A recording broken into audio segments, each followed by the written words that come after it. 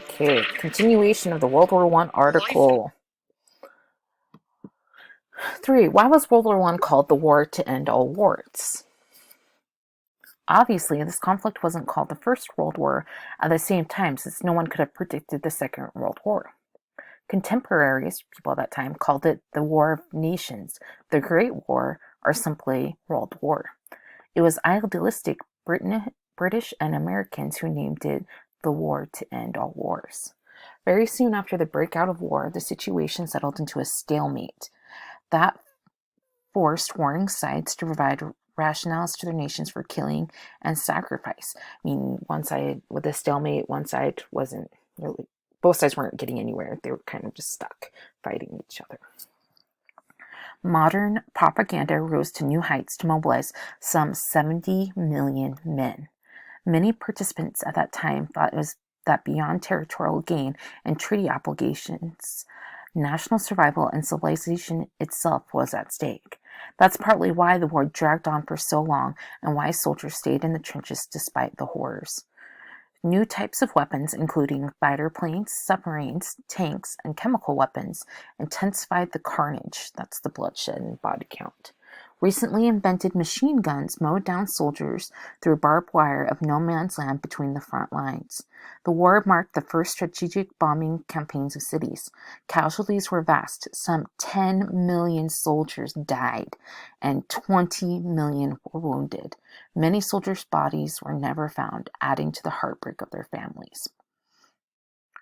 4. How did World War I remake the globe? With U.S. troops tipping the balance, Germany sued for peace in October 1918. The armistice took effect at 11 a.m. on November 11, 1918, which we mark as Veterans Day. When Wilson traveled to Paris for the peace conference that followed, huge crowds hailed him as Wilson the Just.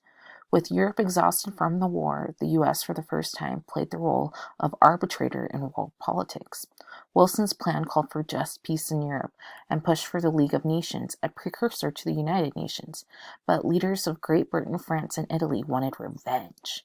The Treaty of Versailles, signed in 1919 in France, forced Germany to admit guilt and pay huge reparations for the war. Notice, did Germany start the war?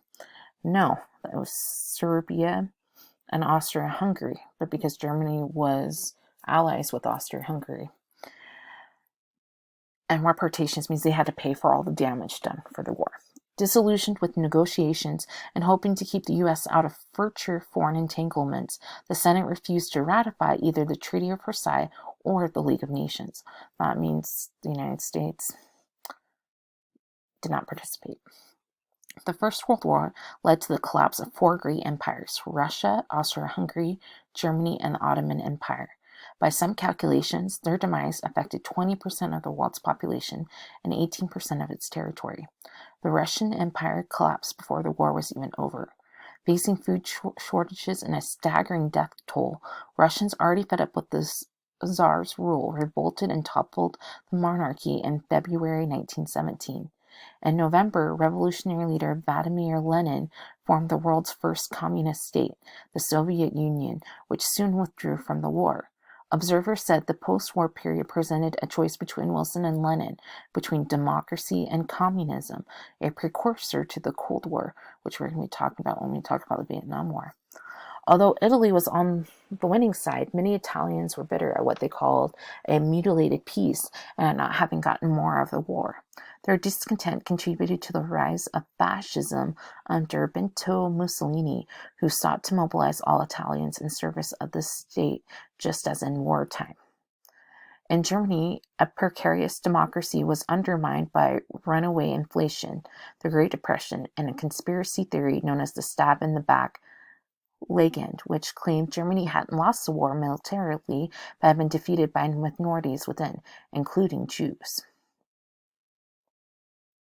and communists. In 1913, Adolf Hitler's Nazi Party came to power and broke the Versailles Treaty. 6 years later, Germany led Europe into World War II, which turned out to be a replay of the previous war, but even more devastating. 5. Consequences of the war that are still with us today. The war withdrew political borders not just in Europe, but also in territories previously controlled by the 4 empires. Victors of the war, largely Britain and France, sliced up the Ottoman Empire and the Middle East into new states.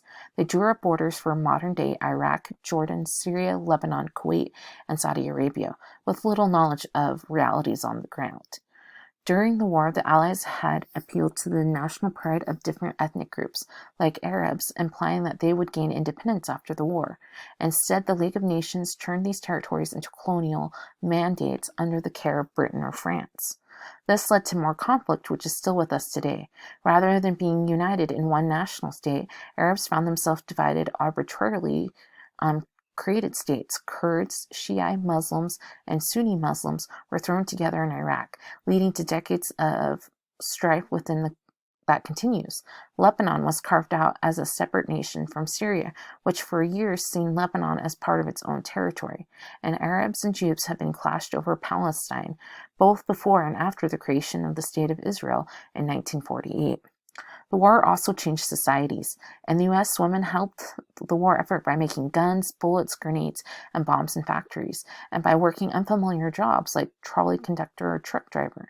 But for the first time, many women served as nurses in hospitals near the front lines. Their contribution led to a wave of reforms that gave women the right to vote in 1920. Today, 100 years since the outbreak of war, there's still no memorial to World War I at the National Mall in Washington, D.C., but the National World War I Memorial Foundation is working to get Congress to create one by 2017, the 100th anniversary of America's entry into the war. David Dijon, co-founder of the foundation, says the memorial would finally recognize the 117,000 Americans who died in the first global conflict, which they were told would be the war to end all wars.